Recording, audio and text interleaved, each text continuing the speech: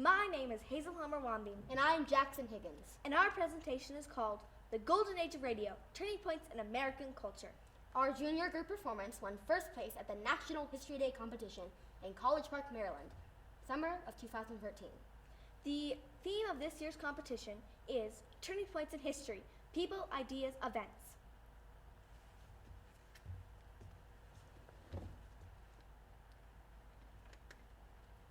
Good evening, ladies and gentlemen. Welcome to the Jack and Hazel Hour. This is Jack Higgins. And I'm Hazel Homer. Folks, how many of you know that in 1922, fewer than 60,000 American families owned radios? Only 8 years later, 13 million households own their own radio. We're going to have a little history lesson this evening, celebrating the advent of radio, and make one of you folks at home a lucky winner. Just grab a pencil and paper and write your answers down. Send them in to the Jack and Hazel Hour for a chance to win a whole basket of swell products. You know, folks, the advent of radio was a major turning point in American culture. The golden age of radio began in the early 1920s and lasted into the 1950s. The exploding popularity of radio affected the way Americans received news and entertainment, conducted business and politics, and inspired the collective following of fads and ideas. Folks at home, our studio audience will see our 5 answers, but you must write them down.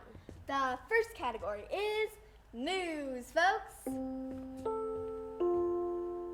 Before radio arrived on the scene, Americans received their news through newspapers, magazines, and by word of mouth. This made the news not so new. But when radio came along, the news was fresh. We could listen to it as it was unfolding. Americans witnessed almost firsthand catastrophes, the stock market crash, financial news, and updates about the Great Depression. And say, Jack, listen to this. By 1939, every big radio station had correspondents reporting from all over the world.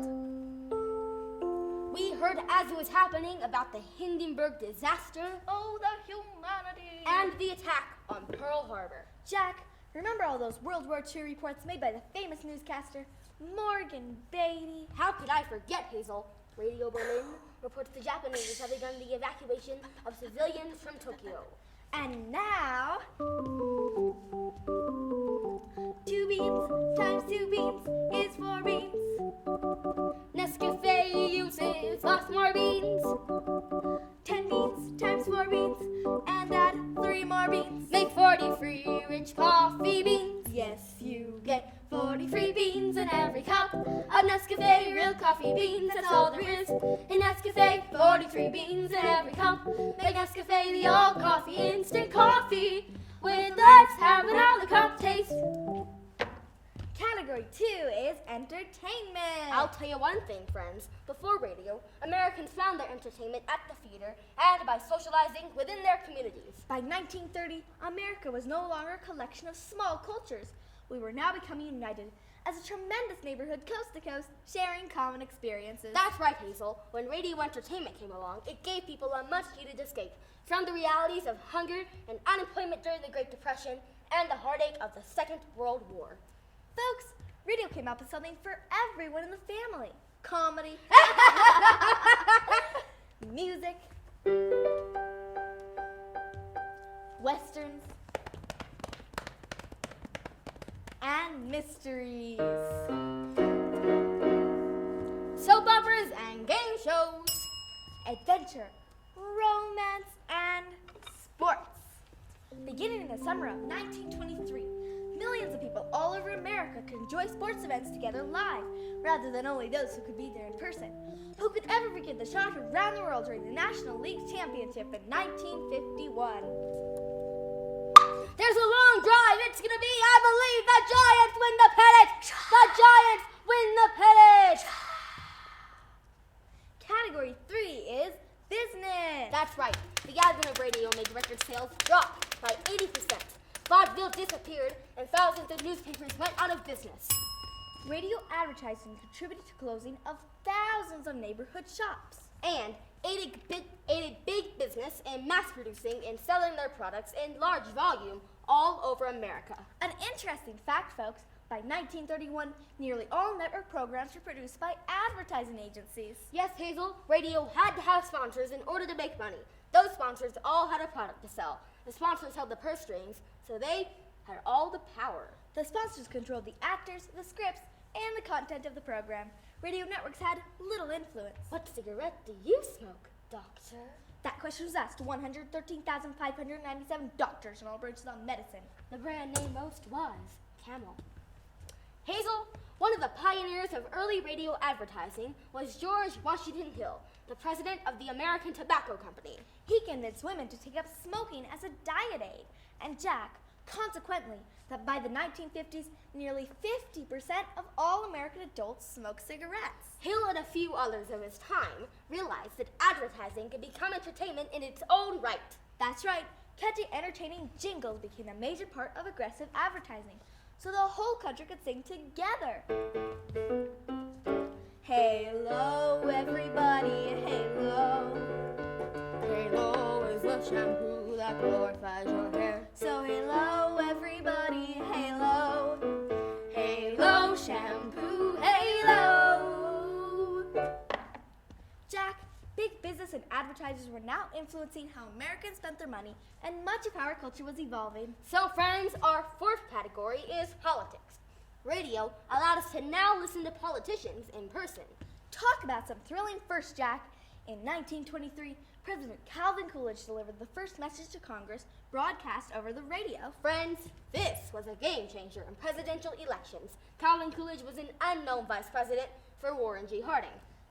President Harding died in office 6 months before the next presidential campaign was to begin. By the time campaigning began, America was already familiar and comfortable with sitting President Coolidge. Competing candidates never even had a chance. Jack, nothing was ever the same in politics again. The only thing we have to fear is fear itself.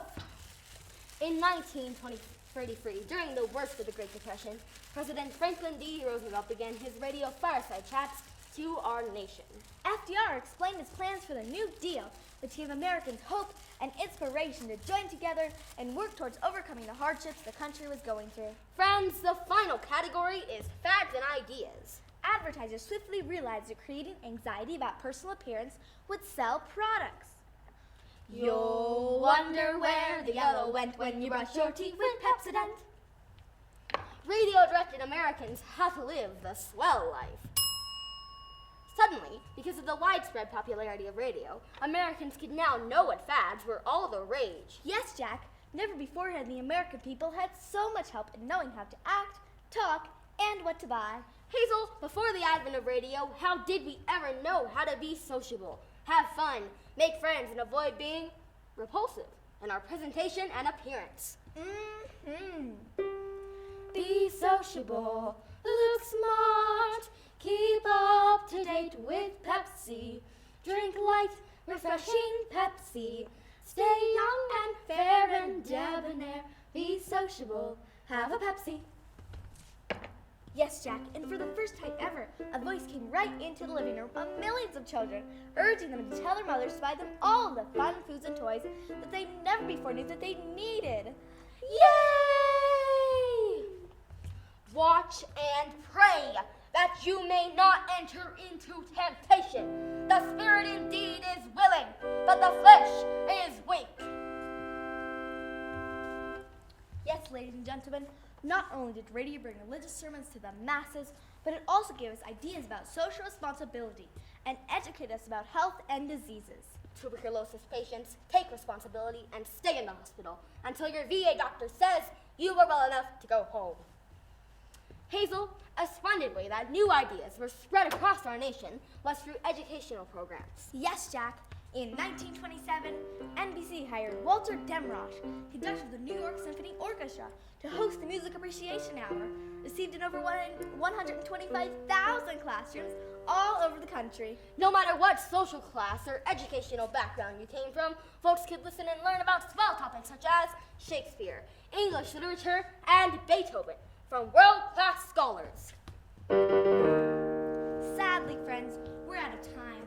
The 5 major turning points that came about because of the advent of radio are news, entertainment, business, politics, and fads and ideas. Send your answers in to the Jack and Hazel Hour for a chance to win a whole basket of outstanding products. This is Jack Higgins signing off. And this is Hazel Homer telling you to have a good evening. We'll see you next time.